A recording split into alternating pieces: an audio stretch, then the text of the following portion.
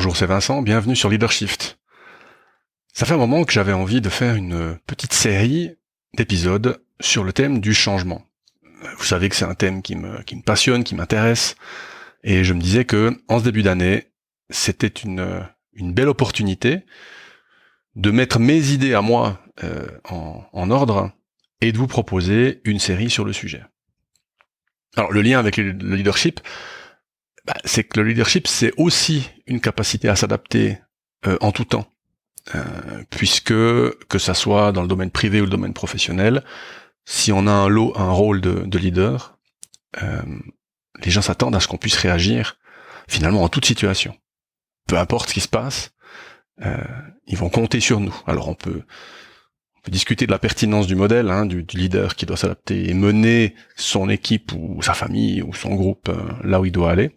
Mais dans le modèle actuel, que la plupart des gens suivent, ils s'attendent à ce que leur leader montre cette capacité. Et donc, changer mode d'emploi. Alors il y aura 8 épisodes, y compris celui-ci. 8 épisodes parce que 8 étapes. Ce sont en fait les étapes que j'avais mis sur la page d'accueil de mon site internet. Pour ceux qui se souviennent, les grandes photos du début, il y avait 8 photos. Et j'ai décidé de les reprendre parce que finalement, je pense que ces 8 phases sont intéressantes, chacune pour elle, mais aussi parce que dans l'ensemble, je pense que c'est un bon processus pour s'adapter, pour changer. Les 8 étapes. Première étape, se reposer. Vous verrez pourquoi avec la 8e. Ou en tout cas, se mettre en condition. Deuxième étape, réfléchir. Troisième étape, imaginer. Quatrième étape, démarrer. Cinquième étape, prendre de la vitesse. Sixième étape, arriver. Septième étape, célébrer. Huitième étape, recommencer. Et donc, vous voyez qu'après la 8e vient la première. Je recommence dans le sens, je me remets en chemin, 8, mais avant, je me repose du travail parcouru. Je remplis mes réserves, finalement.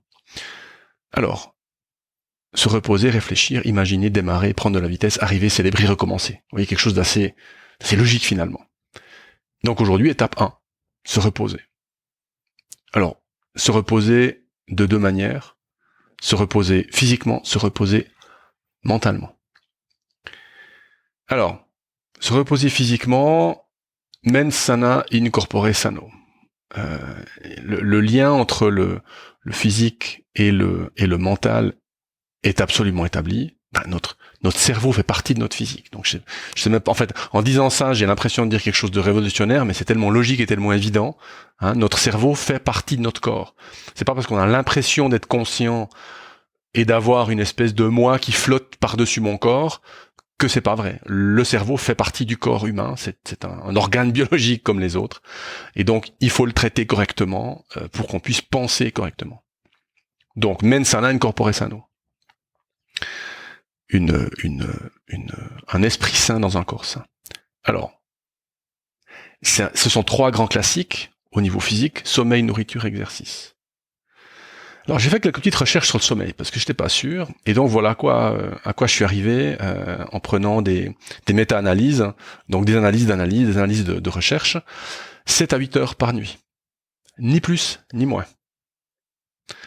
Moins et plus de 7 à 8 heures par nuit, ou 7 à 9 heures par nuit, selon les papiers, vous aurez risque de toute une série de choses que vous n'avez pas envie d'avoir, problèmes cardiovasculaires, problèmes de santé, cancer, etc., etc. Donc, le sommeil, c'est ni trop, ni pas assez. Il y a vraiment cette espèce de sweet spot, comme on dit, entre 7 et 8-9 heures par jour, par nuit.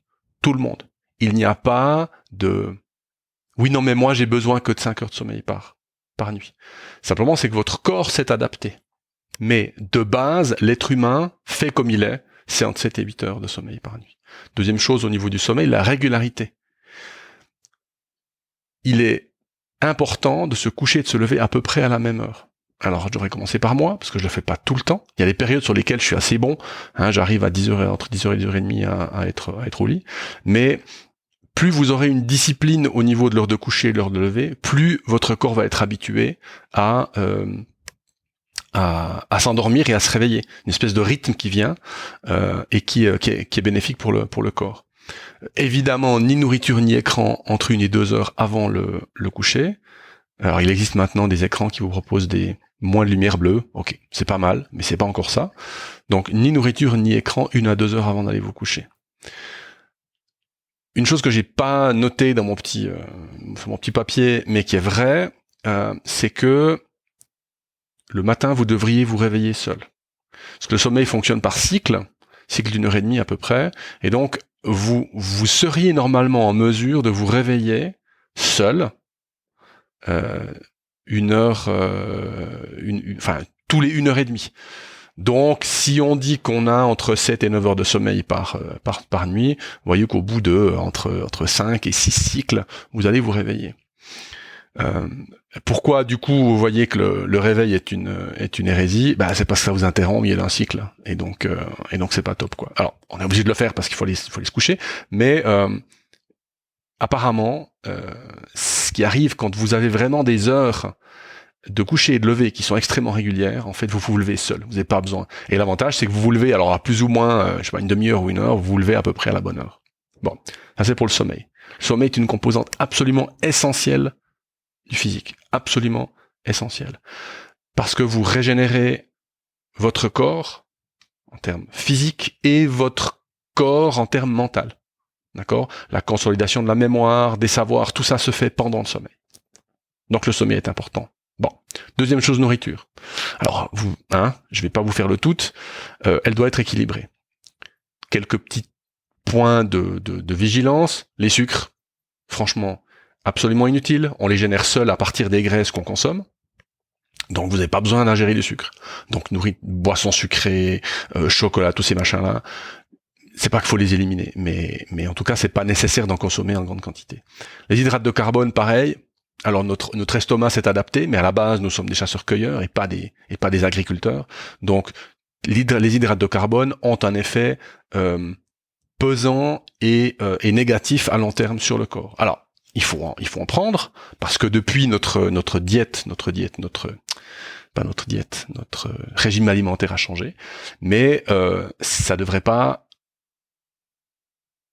faire l'ensemble de votre dans la semaine, quand vous regardez ce que vous mangez, vous devriez pas avoir plus de 50% d'hydrates de carbone. Les graisses, on en a parlé. La viande, la viande, ça, malheureusement, ça fait partie de notre régime alimentaire, mais avec les problèmes écologiques qu'on rencontre actuellement avec la viande, vous savez, entre parenthèses, que 2 tiers de la pêche mondiale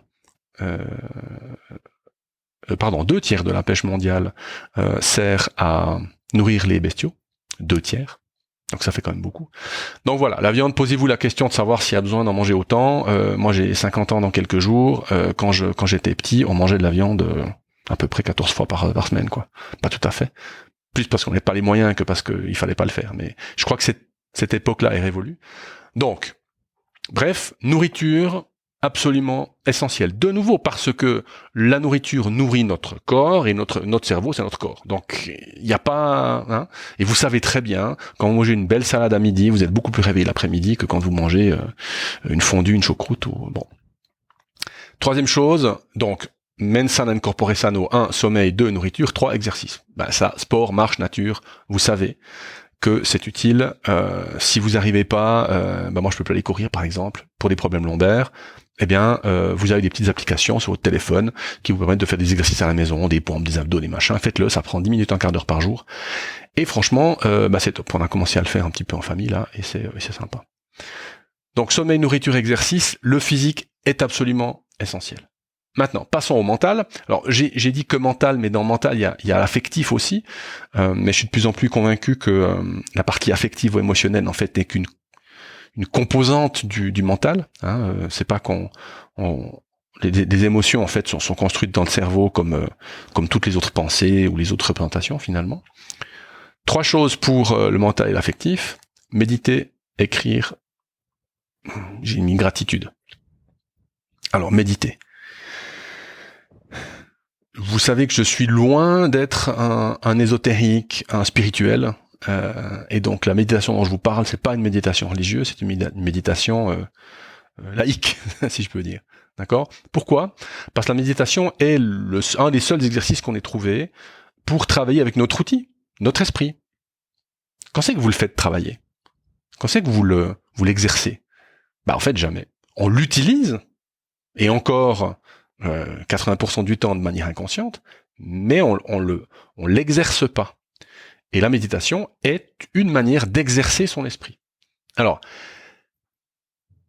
l'avantage de vivre en 2020, c'est que il y a des apps pour absolument tout. Et donc, il y a des apps pour méditer. Et moi, j'en utilise une, mais il y en a plein d'autres. Je suis allé juste avant sur Google Play, là, et j'ai tapé méditation. J'en ai trouvé 10.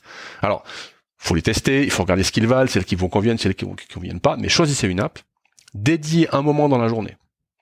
Moi, je le fais plutôt le matin avant de me mettre au travail. Parce que c'est là que j'ai trouvé que c'était le mieux. Mais vous, ça peut être avant d'aller vous coucher, avant le repas, enfin, c'est égal. Dédiez un moment dans la journée pour ça. En général, au début, ça prend 10 minutes, ou 10 minutes, un quart d'heure, c'est pas des trucs très très longs. Et allez-y, suivez l'app. Prenez leçon 1, leçon 2, leçon 3, et puis méditez. Il y a des bouquins très bien, donc l'idée principale, c'est exercer l'outil avec lequel vous allez travailler toute la journée. Les bénéfices de la méditation, alors il y en a de multiples. Alors, ils sont peut-être pas aussi roses que ce qu'on vous vend dans les magazines, mais il y a de vrais progrès en termes de prise de recul. Il y a de vrais, on s'entend et on se voit réfléchir de temps en temps, ça arrive. On a ce prise de recul là, et donc c'est extrêmement intéressant, surtout quand il faut changer.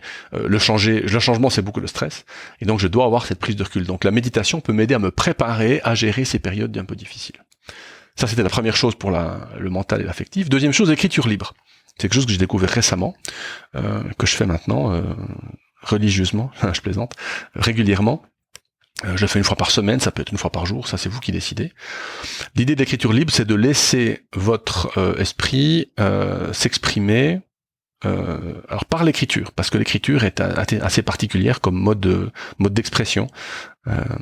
Il y a la pensée, mais le fait de l'écrire quelque part consolide ce qu'on vient de penser, et donc permet en particulier de vider toute une série de pensées négatives. Moi, j'ai choisi de faire de l'écriture libre avec les choses qui me frustrent. Donc, si je prends mon cahier, en première page, il y a marqué qu'est-ce qui m'a dérangé cette dernière semaine. Alors, j'ai mis dérangé, on peut mettre ennuyé, etc. Vous pouvez aussi faire l'exercice avec quelque chose de positif. Mais moi, j'ai choisi ça parce que, voilà, ma tolérance à la frustration n'est pas encore extrêmement élevée. Donc, j'ai choisi de travailler ça. Choisissez un joli cahier. Moi, j'ai utilisé un cahier que j'ai reçu en cadeau par une copine. Coucou Sophie. Et donc, choisissez un joli cahier, un stylo. Et à la période à laquelle vous allez vous y mettre, par exemple une fois par semaine, vous prenez un petit chronomètre sur votre téléphone ou ailleurs, vous mettez 6 minutes, et vous démarrez. Et vous écrivez. Alors, vous allez répondre à la question que vous allez vous poser, c'est toujours la même question, en tout cas pendant un certain temps, minimum 6 mois, et donc vous écrivez. Et vous écrivez sans lever le stylo de la feuille. Ça, c'est très important. Et vous écrivez ce qui vient, tout ce qui passe par la tête, tout ce qui vient, vous écrivez, tac, tac, tac, tac, tac, à la suite. Et vous arrêtez quand ça sonne. Et si vous êtes au milieu d'une phrase, vous arrêtez, point. Et vous reprenez la prochaine fois que vous commencez. Et la prochaine fois, vous reprenez pas le même texte, vous reposez la question. D'accord ?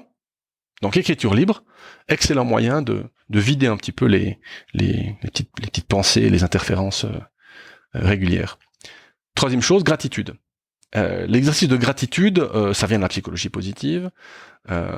Vous pouvez le faire par écrit aussi, vous pouvez le faire par dessin. Moi, je le fais mentalement. Alors, je suis pas encore suffisamment régulier, mais j'essaie de le faire mentalement. Typiquement, le soir avant de m'endormir. Alors, des fois, je m'endors au milieu, c'est pas top. Mais il y a 2 sous-chapitres dans la gratitude. Il y a je me dis merci pour. Je me félicite, je me dis merci, et je dis merci à quelqu'un d'autre pour. Alors, évidemment, après, vous pouvez également aller dire merci vraiment à cette personne. Il y a d'ailleurs un exercice qui est très très fort, qui est très engageant. Vous écrivez une lettre à quelqu'un qui existe, quelqu'un qui n'est pas décédé. Vous écrivez une lettre avec pourquoi vous dites merci à cette personne. Alors faites ça avec vos parents, quand ils commencent à avoir de l'âge, ça peut être sympa. Et après vous allez prendre rendez-vous avec cette personne et vous allez lui lire la lettre. Et là, il y a des moments qui sont ça. Je l'ai pas encore fait. J'ai lu des rapports de gens qui l'ont fait, et ça donne des moments qui sont très très intéressants. C'est un autre exercice de gratitude que vous pouvez aussi faire. Voilà, se reposer, physique, mental. Vous voyez qu'on se repose et on se gave d'énergie positive, quoi, hein, surtout dans la partie mentale et affective. Alors quand est-ce que je sais que j'y suis? Finalement, je suis gonflé à bloc. Par exemple, quand je réagis pas aux provocations, quand j'ai de la réserve, hein, en toute situation, je suis tranquille, je suis calme, je me lève facilement, par exemple. Le matin, je suis pas en train de me dire que, mon Dieu, j'aurais mieux fait de rester encore 12 heures au lit. Quand j'ai faim avant les repas, par exemple, le matin, vous devriez vous réveiller en ayant faim. Ce serait logique. Moi, c'est pas encore tout à fait le cas. Quand je suis de bonne humeur, entre guillemets, quand je me sens capable de faire des choses, quand je reçois des compliments, les gens vont vous le dire. Ah, dis donc, t'as l'air en forme aujourd'hui et tout. Donc quand vous avez ces signaux-là qui sont ouverts, c'est que vous êtes prêt à commencer votre parcours de changement. Et donc vous êtes prêt à passer à l'étape suivante. Donc après se reposer, vient l'étape réfléchir. Et réfléchir, ce sera l'épisode prochain du podcast. À la semaine prochaine. Ciao.